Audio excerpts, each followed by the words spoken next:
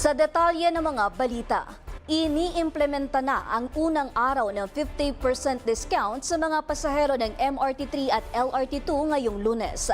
Nasa MRT3 Araneta Cubao Station ngayon si Judea Bernardo para sa pinakabagong ulat. Judea.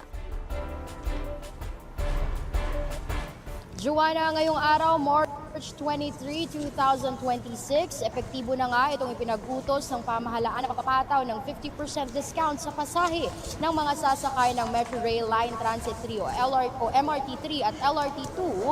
Kasabayan itong ikinasang transport holiday ng ilang grupo ngayong araw bilang panawagan sa pamahalaan na lumalala na nga itong sitwasyon ng ekonomiya dahil sa mataas na presyo ng langis.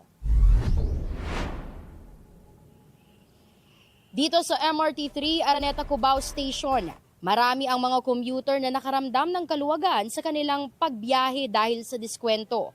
Si Nanay Smiley mula sa Nueva Ecija na 6 na taon nang hindi nakakasakay ng MRT ay hindi napigilang matuwa dahil sa kabawasan na maibibigay sa kanya ng 50% discount. Mula kasi sa Nueva Ecija patungong Cubao ay inabot na ng mahigit 300 piso ang kanyang pamasahe para ma-deliver ang kanyang nayaring tahi dito sa Maynila. Maganda, malaking tulong po yun. Nananahi po ako. Siyempre, pagka deliver mo yung tahi mo, malaking tulong yun sa'yo. Bukod kay Nanay Smiley, malaki rin ang ginhawa ng diskwento para sa pamilya ni Cristel at Ramil Reyes na suking pasahero ng MRT3.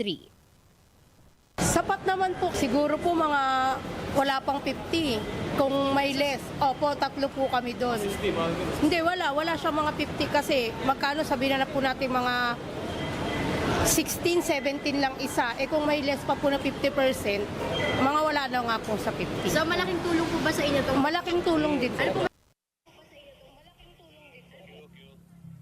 Unang inanunsyo ng Department of Transportation ang ipatutupad nitong 50% discount para sa lahat ng pasaherong may gamit ng beep card o single journey tickets. Joanna, dahil sa diskwento, aabot na lamang sa 6 pesos ang minimum fare ng MRT3 o kayang itawid ang isang pasahero hanggang 2 istasyon, habang 14 pesos na lamang ang babayaran para naman sa maximum fare o point-to-point journey mula dito sa North Avenue hanggang Taft o EDSA Avenue Station. Mula rito sa Araneta Cubao, Quezon City, ako po si Judea Bernardo, DATV News. Maraming salamat sa iyo, Judea Bernardo.